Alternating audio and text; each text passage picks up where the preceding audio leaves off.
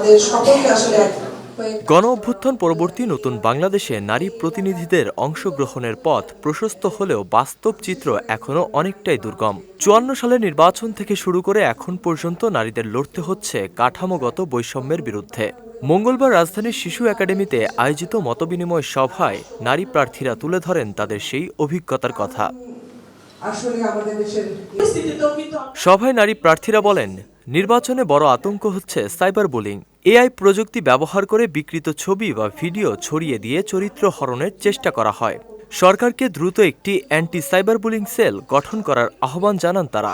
সরাসরি হয়রানির শিকার এবং অনলাইন হয়রানির শিকার আমরা যখন এখন দাঁড়িয়ে আছি, গণঅভ্যুত্থানের ঠিক পরপর কিন্তু আমাদের মনে হয়েছিল যে রাজনৈতিক পরিসরে নারীদের মিনিংফুল পার্টিসিপেশনের রাস্তাটা প্রশস্ত হয়েছে, কিন্তু যতই দিন গিয়েছে ততই রাস্তাটা সরু হয়েছে এবং চোখের সামনেই মনে হয় মিলিয়ে যেতে দেখছি, এবং এটা একটা বড় কারণ সাইবার বুলিং।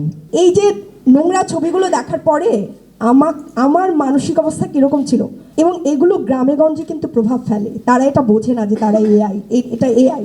আগামীতে যারা আসবে আমি তাদের উদ্দেশ্যে বলে যাই যে আপনারা যেন আমাদের পাশে ঢাল হয়ে দাঁড়ান। আপনারা যেন যেটার মধ্য দিয়ে আপনারা যে লড়াই সংগ্রামটার মধ্য দিয়ে আপনারা উঠে যাচ্ছেন, সামনে পার্লামেন্টে যাবেন, আপনারা যেন আরেকটা মেয়ের লড়াই বোঝেন। শুধু সাইবার নিরাপত্তা নয়, নির্বাচনী মাঠে বড় বাধা হয়ে দাঁড়িয়েছে অর্থশক্তি।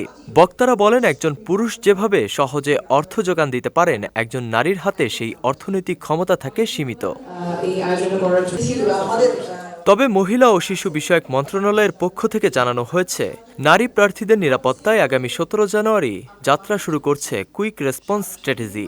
এর আওতায় ভলেন্টিয়ারদের সমন্বয়ে ২৪ ঘণ্টা সাইবার মনিটরিং করা হবে।